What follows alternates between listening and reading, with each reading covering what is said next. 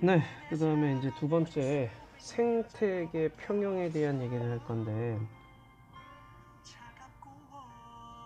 자, 먼저 생태계, 그 생물들이 어떤 식으로 그 환경에 적응을 하고 있는지에 대한 얘기를 했었고, 자, 이 생태계에서 먹이 관계 가지고 나와 있는데, 이 먹이 사슬이라는 거 들어봤지? 먹이 사슬. 생산자, 광합성 해가지고 생산자, 그걸 뜯어먹는 애 1차 소비자. 또 그놈을 잡아먹는 거 2차 소비자, 3차 소비자 쭉쭉 가다가 최종 소비자까지. 그죠? 자, 이렇게 한 줄로 쭉 가는 걸 가지고 우리는 먹이 사슬이라고 얘기를 하게 되는 거예요. 근데 이 먹이 사슬 같은 경우에는 하나만 이렇게 쭉 가는 게 아니죠. 얘네들이 뭐 2차 소비자 중엔 저놈도 먹고 저놈도 먹고 이러는 거죠. 예를 들어서 그런 것들이 이제 먹이 사슬이 복잡하게 얽혀 있는 걸 우리는 먹이 그물이라고 얘기를 하게 되는 거예요. 자, 그래서 이 먹이 그물 같은 경우에는 여러 가지 먹이 사슬이 이렇게 얽히고 설킨 관계를 얘기하게 되는 거예요. 자, 먹이 사슬과 에너지 흐름, 이제 또 처음 들어보는 걸 얘기할 건데, 이 생태계에서 에너지는 먹이 사슬을 통해 유기물의 형태로 상위 영양 단계로 이동을 합니다. 자, 이게 무슨 말이냐? 생산자가 이제 생산을 했잖아요. 그죠?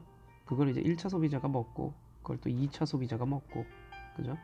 자, 그러니까 이렇게 얘가 만들어진 에너지가 1차가 2차가 가면서 상위 영양 단계를 이렇게 점차적으로 이동을 하고 있다라는 그런 얘기예요. 그러니까 서로 먹고 먹히는 걸 얘기하는 거죠. 자, 그다음 유기물에 저장된 에너지는 뭐 각 영양 단계에 속한 생명 활동에 통해 열 에너지로 방출되고 남은 것이 상위 영양 단계로 갑니다. 그러니까 우리가 음식을 먹잖아. 음식을 먹고 난 다음에 우리 왜 체온 유지라든가 이런 거를 통해서 생명 활동을 통해서 이제 열 에너지로 방출이 일어나죠. 그러니까 우리가 10개의 에너지를 먹었지만 그 중에서 열 에너지로 뭐 7개를 썼어. 근데 내가 누구한테 또 내 위에 단계 아이한테 또 잡아 먹혔네. 그럼 그 위에 단계 아이는 이 밑에 단계 아이의 10개를 모두 갖고 가는 게 아니지. 응? 생명 활동하고 난 나머지를 갖고 가게 되는 거야. 그래서 상위 단계로 이렇게 이동을 했지. 그런데 상위 단계로 갈수록 에너지 양은 감소를 하게 되는 거. 그죠? 왜? 얘가 썼으니까. 하위 단계에서 썼으니까. 음. 자, 그러다 보니까 먹이 사슬에서 각 영양 단계에 속한 에너지 양과 생물량 개체수 이렇게 보면은 마치 이렇게 계단 쌓아놨듯이 단계가 이렇게 뚝뚝뚝뚝 쌓여 있는 걸 볼 수가 있어요. 자, 먼저 에너지 피라미드가 나와 있는데 에너지 피라미드 이게 생산자가 이제 생산을 이만큼을 했다 에너지를 그죠? 그럼 얘네들도 이제 생명 활동 결과 이제 소모되는 게 있을 거 아니야. 그럼 1차 소비자 그걸 먹었어. 그럼 1차 소비자 가진 에너지 2차 소비자 또 먹었어. 3차 소비자 먹었어. 위로 가면 갈수록 에너지 양이 점점 감소하는 걸 볼 수 있죠. 밑줄 왜?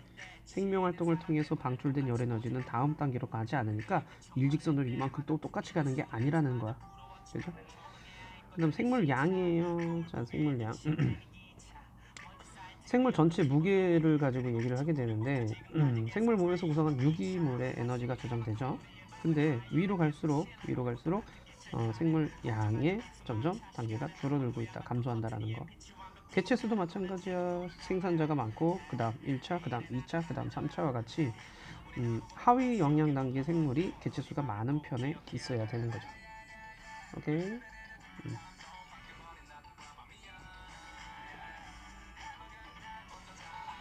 자, 그럼 생태계가 평형을 이루게 되려면 어떻게 돼야 되느냐라는 건데 이 생태계를 구성하는 생물 종류, 개체수, 물질의 양, 에너지 흐름 뭐 여기 안정된 상태를 유지하면 되는 거야. 그게 생태계 평형을 이루게 되는 건데 얘는 지금 어떻게 돼 있어?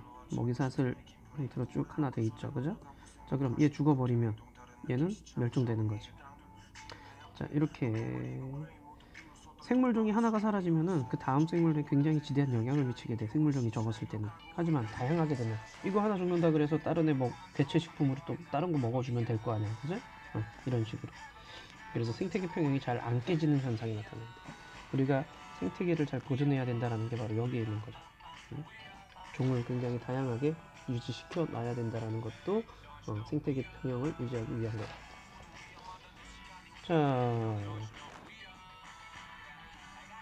자, 자, 이게 이제 생태계 평형인데 그 안정된 생태계는 어떤 요인에 일시적으로 생태계 평형이 깨지더라도 시간이 지나면 대부분 평형을 회복을 해요. 자, 요거 예시. 1차 소비자 개체수가 일시적으로 증가하여 여기 네, 그 다음에 이제 두 번째 생태계 평형에 대한 얘기를 할 건데, 자, 먼저 생태계 그 생물들이 어떤 식으로 그 환경에 적응을 하고 있는지에 대한 얘기를 했었고, 자, 이 생태계에서 먹이 관계 가지고 나와 있는데 이 먹이 사슬이라는 거 들어봤지? 먹이 사슬. 생산자, 광합성 해가지고 생산자, 그걸 뜯어먹는 애 1차 소비자, 또 그놈을 잡아먹는 거 2차 소비자, 3차 소비자 쭉쭉 가다가 최종 소비자까지, 그죠? 자, 이렇게 한 줄로 쭉 가는 걸 가지고 우리는 먹이 사슬이라고 얘기를 하게 되는 거예요. 근데 이 먹이 사슬 같은 경우에는 하나만 이렇게 쭉 가는 게 아니죠. 얘네들이 뭐 2차 소비자 중엔 저놈도 먹고 저놈도 먹고 이러는 거죠. 예를 들어서 그런 것들이 이제 먹이 사슬이 복잡하게 얽혀 있는 걸 우리는 먹이 그물이라고 얘기를 하게 되는 거예요. 자, 그래서 이 먹이 그물 같은 경우에는 여러 가지 먹이 사슬이 이렇게 얽히고 설킨 관계를 얘기하게 되는 거예요. 자, 먹이 사슬과 에너지 흐름, 또 처음 들어보는 걸 얘기할 건데, 이 생태계에서 에너지는 먹이 사슬을 통해 유기물의 형태로 상위 영양 단계로 이동을 합니다. 자, 이게 무슨 말이냐? 생산자가 이제 생산을 했잖아요. 그죠? 그걸 이제 1차 소비자가 먹고, 그걸 또 2차 소비자가 먹고, 그죠? 자, 그러니까 이렇게 얘가 만들어진 에너지가 1차가 2차가 가면서 상위 영양 단계를 이렇게 점차적으로 이동을 하고 있다라는 그런 얘기예요. 그러니까 서로 먹고 먹히는 걸 얘기하는 거죠. 자, 그 다음 유기물에 저장된 에너지는 뭐 각 영양 단계에 속한 생명 활동에 통해 열 에너지로 방출되고 남은 것이 상위 영양 단계로 갑니다. 그러니까 우리가 음식을 먹잖아. 음식을 먹고 난 다음에 우리 왜 체온 유지라든가 이런 거를 통해서 생명 활동을 통해서 이제 열 에너지로 방출이 일어나죠. 그러니까 우리가 10개의 에너지를 먹었지만 그 중에서 열 에너지로 뭐 7개를 썼어. 근데 내가 누구한테 또 내 위에 단계 아이한테 또 잡아 먹혔네. 그럼 그 위에 단계 아이는 이 밑에 단계 아이의 10개를 모두 갖고 가는 게 아니지. 응? 생명 활동하고 난 나머지를 갖고 가게 되는 거야. 그래서 상위 단계로 이렇게 이동을 했지. 그런데 상위 단계로 갈수록 에너지 양은 감소를 하게 되는 거. 그죠? 왜? 얘가 썼으니까. 하위 단계에서 썼으니까. 자, 그러다 보니까 먹이 사슬에서 각 영양 단계에 속한 에너지 양과 생물량 개체수 이렇게 보면은 마치 이렇게 계단 쌓아놨듯이 단계가 이렇게 뚝뚝뚝뚝 쌓여 있는 걸 볼 수가 있어요. 자, 먼저 에너지 피라미드가 나와 있는데, 에너지 피라미드, 이게 생산자가 이제 생산을 이만큼을 했다, 에너지를. 그죠? 그럼 얘네들도 이제 생명활동 결과 이제 소모되는 게 있을 거 아니야. 그럼 1차 소비자 그걸 먹었어. 그럼 1차 소비자 가진 에너지. 2차 소비자 또 먹었어. 3차 소비자 먹었어. 위로 가면 갈수록 에너지 양이 점점 감소하는 걸 볼 수 있죠. 밑줄. 왜? 생명활동을 통해서 방출된 열 에너지는 다음 단계로 가지 않으니까 일직선으로 이만큼 또 똑같이 가는 게 아니라는 거야. 그죠? 그 다음 생물량이에요. 자, 생물량. 생물 전체 무게를 가지고 얘기를 하게 되는데, 생물 몸에서 구성한 유기물의 에너지가 조정되죠. 근데 위로 갈수록 생물량의 점점 단계가 줄어들고 있다, 감소한다라는 거.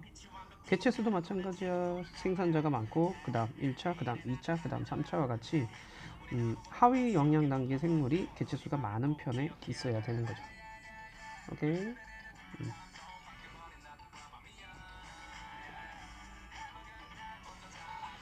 자, 그럼 생태계가 평형을 이루게 되려면 어떻게 돼야 되느냐라는 건데, 이 생태계를 구성하는 생물 종류, 개체수, 물질의 양, 에너지 흐름, 뭐 여기 안정된 상태를 옆에 얘가 나와 있네.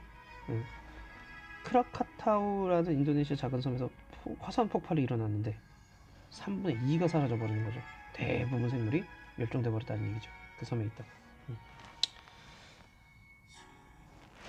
자, 그다음 인간이 요즘 이 짓을 많이 하고 있는데, 무분별한 벌목, 그러니까 나무를 무분별하게 이렇게 훼손을 해버리는 거지. 이게 숲의 생태계가 파괴되고 산림 토양이 뭐 쉽게 침식이 돼버리고 막 이렇게 나버리는 거지. 경작지 개발한답시고 막 숲 파괴하고 경작지 개발했잖아, 그죠? 생물의 서식지가 파괴됐으니까 생태계가 굉장히 불안정해지는 거죠. 건물들, 열섬 현상, 그죠? 자, 이게 이제 공기가 원활하게 왔다 갔다 해줘야 되는데 이 건물들이 높이 높이 쏘다 보니까 걔네들이 원활하게 빠져나가지 못하게 되는 거야. 자, 그래서 그런 여러 가지 이제 엔진이라든가 이런 데서 나오는 열 때문에 도심 온도가 높아지는 현상 나타나는 거죠. 환경오염 같은 경우에도 이제 화수나 폐수나 이런 것들 이렇게 그 배출되는 이제 여러 가지 나쁜 물질들, 요즘 작은 미세 플라스틱 요즘 얘기 많이 나오고 있죠, 그죠? 자, 그다음 인구 도시 집중. 이게 사람이 모여 살게 되는 거야, 도시에 집중적으로.